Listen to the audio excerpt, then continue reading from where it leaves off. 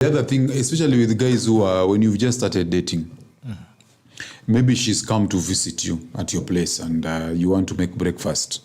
So there's bread, there's milk, there's sugar, but there's no matchbox. So you find that this is a working woman, but she wants you to give her money to go and buy a matchbox. I don't know, a matchbox is 10 bob? I don't know how much it is. Something very cheap, or there is no milk, and she's asking you to give her money to buy milk. You see, that just shows you that she sees you as a utility. You can also be dating a chick. Her birthday, you treat her, you buy her a gift. She never buys you a gift. That also indicates to you that she sees you as a utility. She's there for your money. You never see her money, but she's working. So that's also another red flag. You can also find a situation where she needs a financial bailout all the time. Levi alluded to it. Mara the mamake ni mgonjwa, she wants you to bail her out. She wants a loan of 20K. Okay? She wants, maybe salary yake ime delay. Anataka, she always has a crisis that requires you to put in money.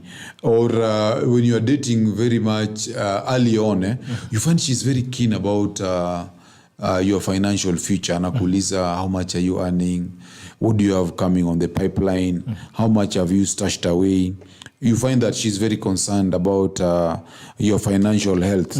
So that shows you what her focus is in terms of that relationship. So for many guys, if you watch the movie of Coming to America acted by Eddie Murphy, Eddie Murphy had struggled with this problem so much that he wanted to portray himself as a poor man. In the movie, I think he's a son of royalty. Yes. And he wants to hide. From royalty, yes. Yeah, he wants to hide that he's actually from royalty, so that he can actually get a woman who is actually interested in him and not his heritage and not his wealth. And you can also find a situation, I think there's one Silas has mentioned where you're taking care of her and even to her extended family. Unalipa school fees, anataka ujenge mama yake, babake ni mgonjwa, unatuma pesa ya matibabu and so on.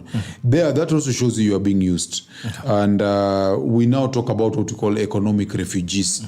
So it doesn't matter whether her financial needs are noble or of necessity, but because now you've been reduced to become World Bank or IMF, it means actually that you're being used. There's one where the Silas, I think, has alluded to. You can also have a situation where she probably has a job. She's working 30K per month. She's earning 30K. And you can see from her lifestyle that she's probably spending around 150,000 per month. She doesn't ask you for money. That's why we say she belongs to the streets. So she can actually she's your girlfriend. She doesn't ask you for money, but she's spending a lot of money, which you don't know where it comes from. Most times it comes from other men, and that's why we say she belongs to the streets. I had a friend who had, this guy had a girlfriend who also was really a high flyer. So what she could call him and tell him, hi, how are you today? I was thinking maybe we can go to Mount Kenya, treetops or whatever. And you're telling, hey, Mount Kenya, unajua kuna hii nini project yangu nafanya, maybe is building. She tells you, no, don't worry about it. I can actually book. So she actually books. She tells you, I've booked. Transport is coming. I'm going to come. I will pick you and then we go. And then when you investigate, you find she's actually spent around 150. Of course, it's to your benefit. But you also know that this money is so much, and maybe all you need to pay is maybe another 15K, which for you is still a burden because you didn't budget for it. But the amount of money she's spending is so much.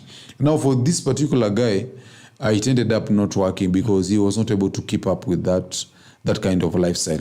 So sometimes it's not just that she needs your money, but the kind of lifestyle that she's leading requires the kind of money that it's not accountable. Yeah, it's not accountable. You are not able to sustain it. So actually, that's why men normally say she's above your league. So those are things you need to take care of. Another very serious sign that many guys sometimes are not aware of is when she doesn't appreciate your efforts. So maybe you're really working hard hata pengine umemnunulia viatu for her birthday, umeng'ang'ana ukanunulia viatu ya 4K, anakuambia this is all you got me for my birthday, that means you're in trouble. It means you're in trouble. So if you didn't appreciate your effort, it means, and your financial sacrifices, it means what she sees you as is as a source of money, a source of utility, and she's just there to exploit. So, and this also manifests itself even later on. I think even married men, there are many married men who whose wives are in that marriage for money, but these guys are not able to figure it out. A good example is when she denies you sex because of some money she asked you for, or because of a gift she wanted, or a holiday she wanted to go for. Na wewe hukudeliver. Unapata sasa, it is being used against you. And it's because of your financial circumstances. You're not able to deliver. That means she's actually there in that relationship for money. So many guys actually hang on until it is too late. And then unasema pata someone like during the COVID time, many marriages broke down because the guys lost their jobs, or the business was no longer productive or profitable. And then these women left. But you find these guys kept ignoring these red flags. And sometimes it's understandable. Maybe you have nowhere else to go to, or you have no plan B wife. You know this woman actually is with you because of money. Now you are trying to work hard so that you can meet her increasing and bottomless demands.